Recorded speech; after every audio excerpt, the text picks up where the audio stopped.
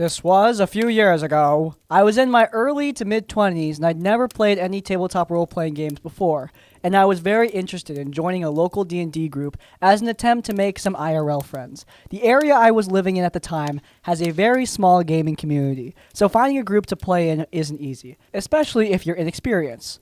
Or female! Ugh, women. I'm kidding. That sucks if that's the case. Anyway, yeah, it's hard if you're inexperienced or female, and I'm both. After being turned down by a few groups over the years, I found an all-female group, and I was excited to sign up. A couple weeks later, I signed up, I received a call from the DM, and she told me she looked through my Facebook for, safety reasons, and she asked me about my relationship status, as she noticed I had a boyfriend, who became my husband. Congratulations, by the way. Woohoo. I was confused and asked her what that had to do with Dungeons & Dragons. She started to go off on an angry tangent saying I can't join the group because I had a boyfriend. I asked why, and she proceeded to shout on the phone at me that none of the girls in the group have boyfriends, nor have they ever had boyfriends. She then insisted I could join the group if I agreed to share my boyfriend with them. Hey, what are you looking at? Nothing, just a picture of my boyfriend. He's so cute, isn't he? He's your boyfriend? Yep, my boyfriend. I'm very lucky. No? Our. What? Our boyfriend. Obviously, I told her off, telling her I wasn't going to share my man with 4 other girls, and I'm no longer interested in their group, and I hung up. The next few months, I would get a text or voicemail saying the offer still stands if I change my mind about sharing him. It's been a few years since then, and I've heard the group split up. I still have yet to even play D&D since it happened. Goodness gracious, I'd do anything to get my grubby little drama-loving hands on those voicemails. But yeah, full group of femcells. That's unfortunate. Hey, at least be glad they exposed themselves early, right?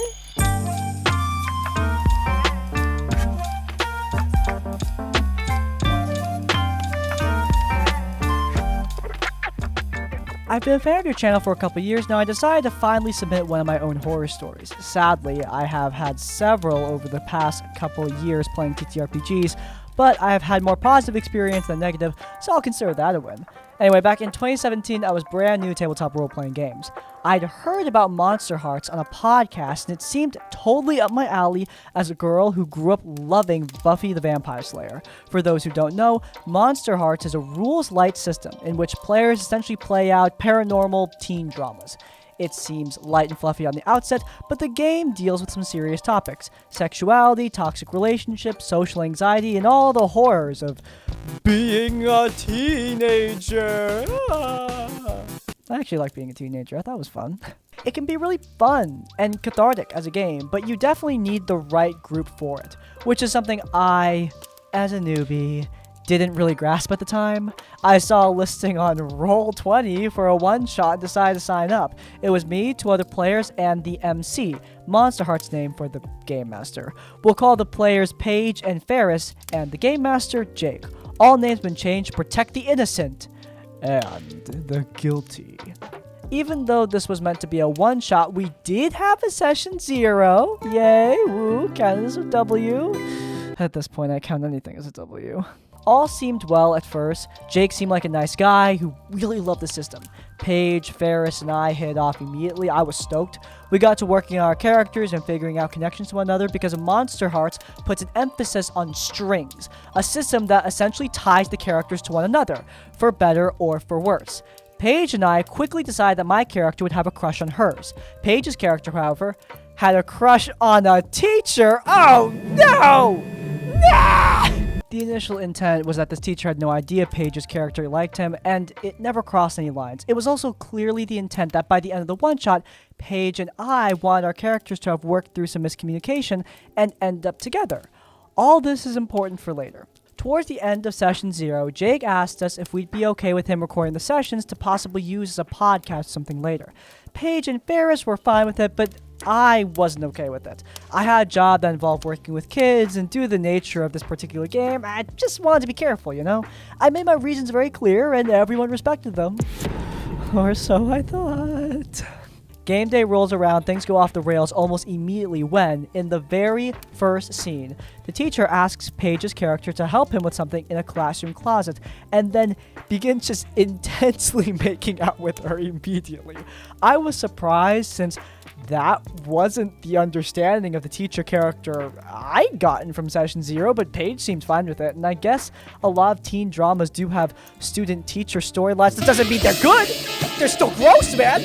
They're still bad! Seriously, Pretty Little Liars, bad. L. So, despite being weirded out, I stayed quiet and went along with it. This was, however, only the beginning. Throughout the course of the game, Jake made things extremely sexual. Don't get me wrong, sexuality is a major theme of this game, but this was like excessive, especially considering we're playing teenagers and the people being aggressively sexual were the adult NPCs.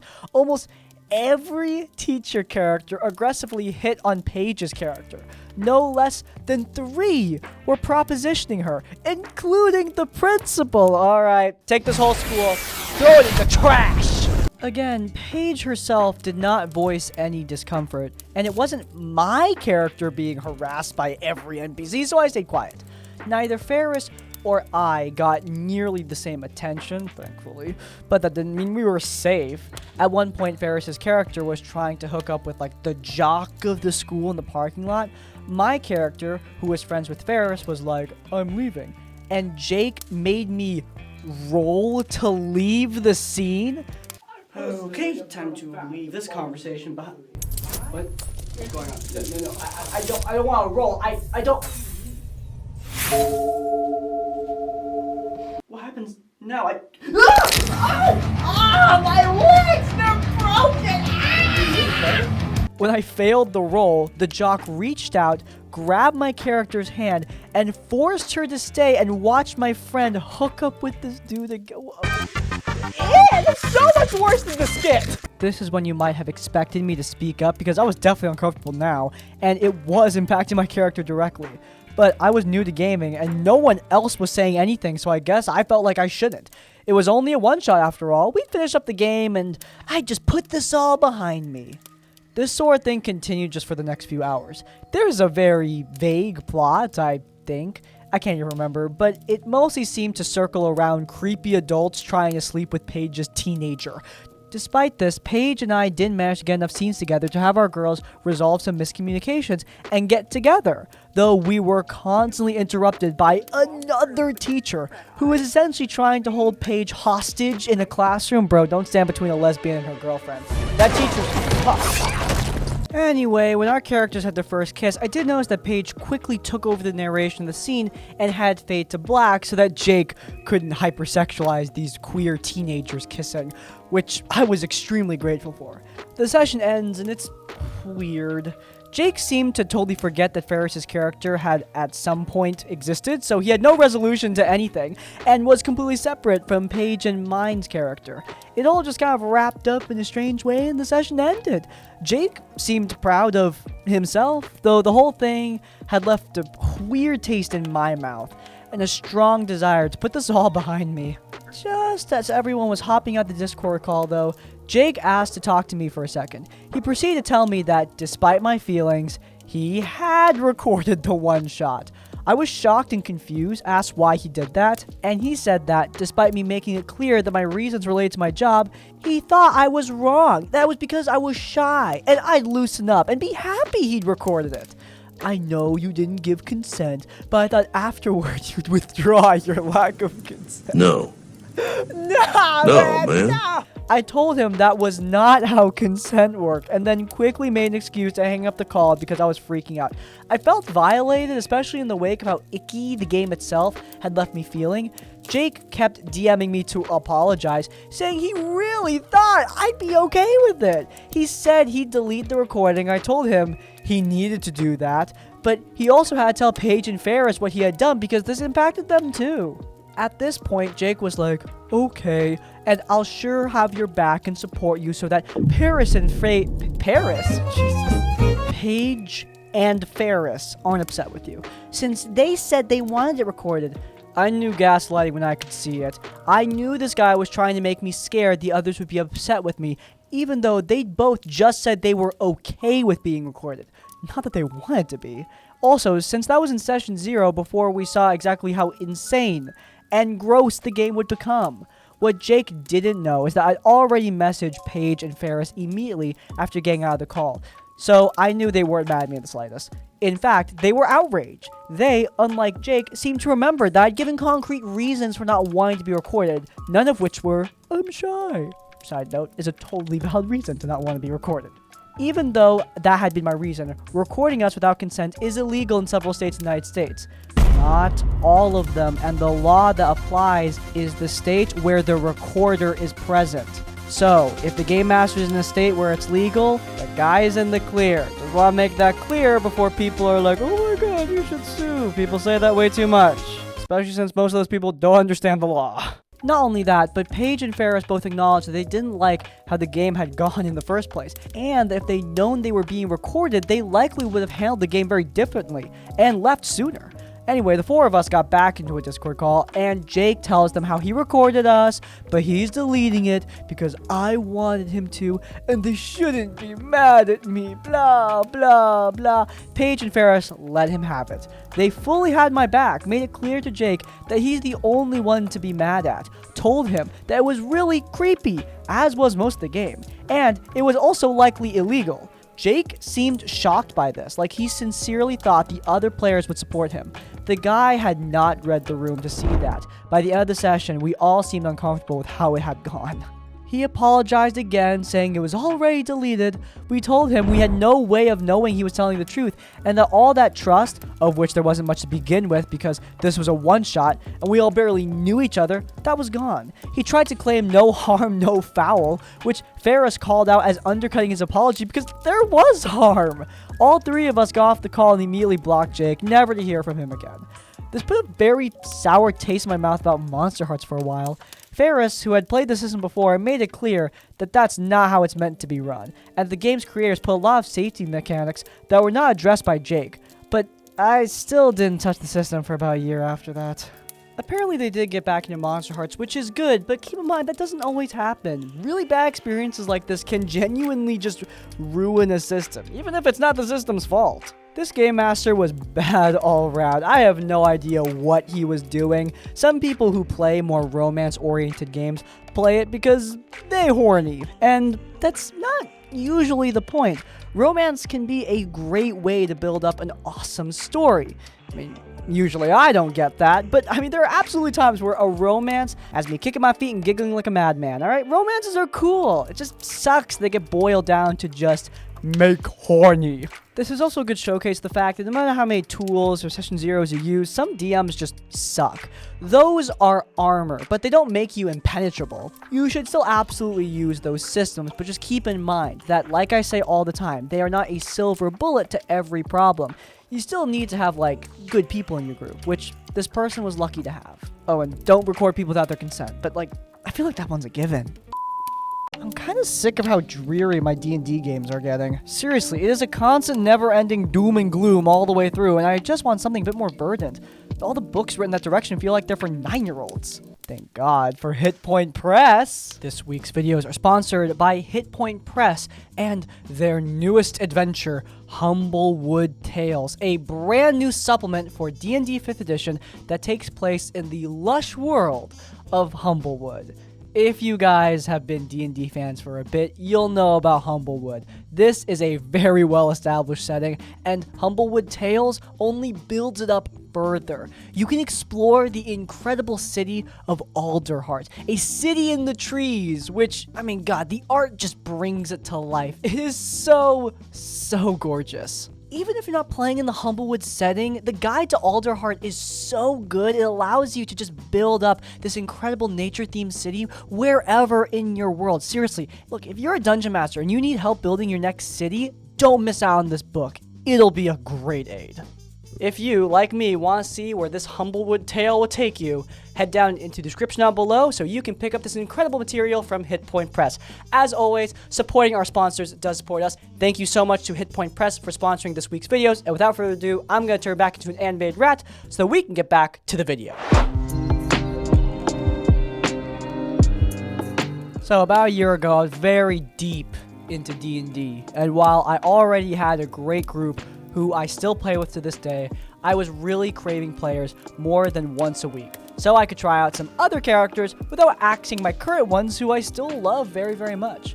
I figured I could just look into finding a second group who played a different day, and hopped into a Discord server recommended by a friend that had a few games with open slots. I let them know I was looking for something serious and story-driven, and after some quick discussion, joined one of the open games who had recently lost a player with a gunslinger fighter I was really proud of. Now, before the first session, there were already a few red flags I just shoved aside since I'd only been in one long-term group before, and figured maybe others just did things differently. There was no real talk with the Dungeon Master about my character. I just sent my backstory doc and the character sheet, and then just got the okay. And that feels like when you're in high school, you turn in the project to the teacher just stares at it, and then walks away. Like, tell me what you think, dude. Tell me what you think. You can't just do that to me. Don't just leave me hanging. And then you got like a 95 and it was all okay. No questions, no discussion, just you're good to go. I also made art for the character, which I posted in chat before realizing that every other character was using AI slop. Already, it was a bit uncomfortable from that, but I did not want to get into an AI argument before even starting the game, so yeah, I just let it go. I joined my first session, I find myself dropped in the middle of a game. The party is currently exploring a dungeon, and I quickly met with the others to join up with them. During the game, our group came across a puzzle within a set of tombs. There was a magically locked door with empty insects, clearly intended for specific jewels, and multiple heavily bedazzled tomb doors in the hallway. I got to work trying to find the jewels on the doors, or if there were particular tombs that might be important in this. Meanwhile, the wizard decides to pick the tomb we are about to carefully investigate and says he wants to walk in and just loot the place. Mind you, this entire time we've been down there, we've run into trap after trap, which means you're just gonna have to let him die, okay? It's his fault! It's very obvious that trying to mess with this pile of jewels and gold in this tomb will not end well for anyone. We all tell him this, but he insists and starts looting, to which he immediately gets locked in the tomb and killed by a skeleton. The session ends there. Seriously, he couldn't take down the skeleton? He deserved to die. Now, this player definitely got what he deserved, but he's not actually the problem player in the story. Rather, the way his death was run by the DM was what left a bit of a bad taste in my mouth. On getting shut in, the rest of us, of course, began trying to get the wizard out.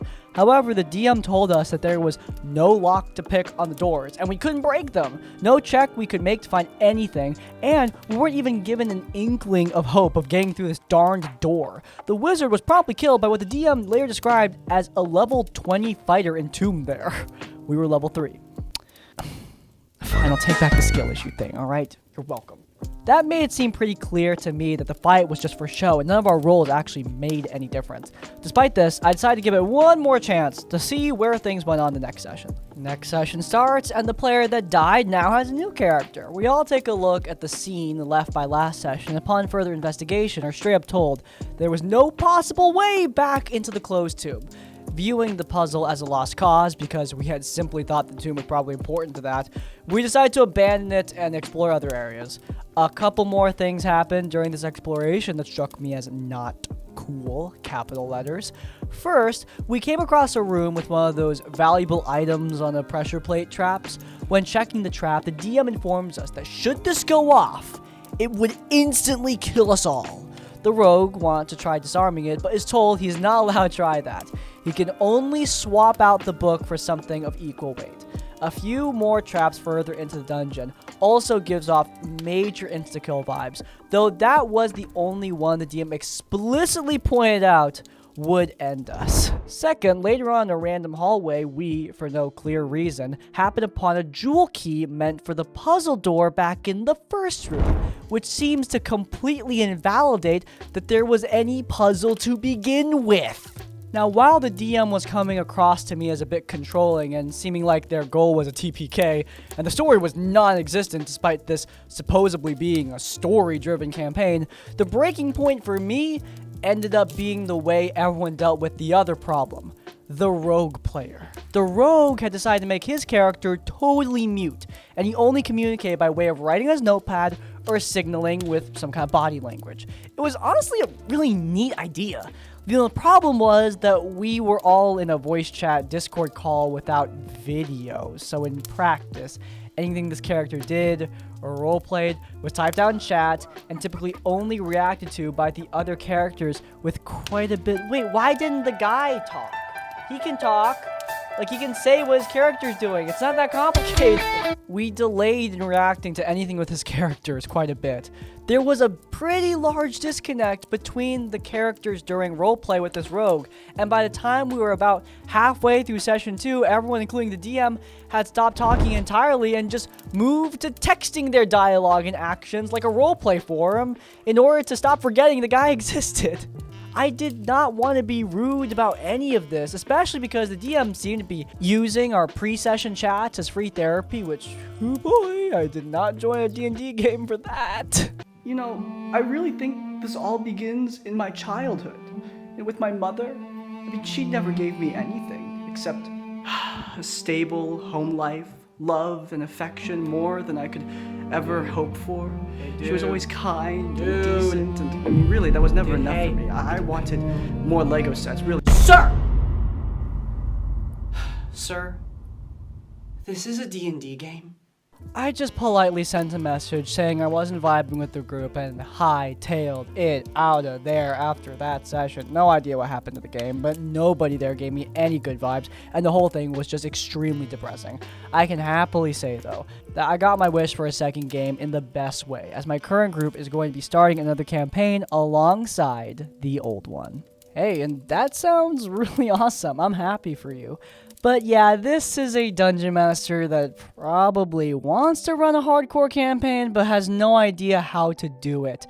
Look, you know I love getting hardcore in my D&D games, but you have to do it in a way that's actually enjoyable for the players. Just having a bunch of insta-kill traps that you can't fight against at all, that's not fun for the players or for the DM. Like, if I'm killing a player, I want it to be epic. I don't want it to just be like, oh, you fell into a pit and there's spikes in it, oh, you're dead now. Kind of boring, isn't it? Where's the pizzazz? This guy has no pizzazz at all, and that just results in a game that's very, very boring. Also, the mute rogue, that was just kind of weird, and I think an excuse for that guy just to play, like, Overwatch on the side. I have no idea.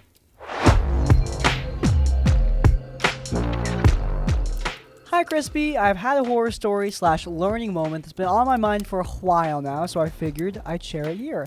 I'm not expecting this to go into a video. Well, I mean, expect the unexpected, I guess. This is more of an exercise in putting my thoughts into words. Anyways, for context, this is a story that pertains to a close friend of mine who I have known since early high school. We were both extremely quiet kids and had a small group of friends, but weren't really involved in any school functions until a friend of ours offered to help us make D&D characters. The only experience we had with Dungeons & Dragons was Stranger Things, but we decided to give it a shot. He ended up making a gnomish ranger, and I made a human fighter. Inspired choice, I know. Hey, human fighters are awesome, and don't let anyone tell you otherwise. Those people have no vision. He invited us to play at the school's D&D club. Our first session was very shaky, with us attempting to roleplay and playing the game with barely any understanding of the mechanics, but after that, we were hooked. We came to every session and were desperate to play, but he gradually started to show a lot more problems while playing. The games we would play were really crowded because we only really had the one DM, so sometimes it was like 9 people in the game, but we were young, what did we know? The problem was he was an extremely interruptive player, constantly trying to be the loudest at the table, hogging the spotlight. He had an extreme sense of main character syndrome. To an extent, the table actually kind of enjoyed how he played because it was funny since he was playing a ranger, but he was also like a stereotypical horny bard. The thing was, he did that like nothing else. It seemed like every other thing he said was sex related, and he would shout over people to let him seduce them, and it was really starting to get old. And to be fair, I'm less likely to be seduced by someone like Scanlan than I am to be seduced by someone like Angela. Come on, have you seen that guy? There was one especially egregious moment where he made a joke about being gay in college, and when no one laughed, he just kept on repeating the joke over and over again. We all heard him. We were just getting tired of the jokes. He also was not a good player when interacting with the DM, one time snapping to get her attention. Thankfully, she shut that down quickly, and to his credit, he definitely seemed to internalize that that was not okay. After that club fell apart, we didn't play D&D much, until around our junior year when my little brother expressed interest in playing D&D and asked him to help him make a character. Sounds good, right? Well, the way he went about it was really weird. He wouldn't let him play a rogue because everybody plays a rogue. And when he was running a test session, he was constantly criticizing his actions. His little brother wasn't that young, but it was still a really lame way to approach the situation. Imagine playing D&D with a frickin' drill sergeant. Man, I really want to play a ranger. What did you say? Get that here! Oh god! Loathsome cur! How dare you play something unoptimized for the game? You're ruining this for everyone around you! I'm sorry, I just wanted to play Aracorn or something. I don't care!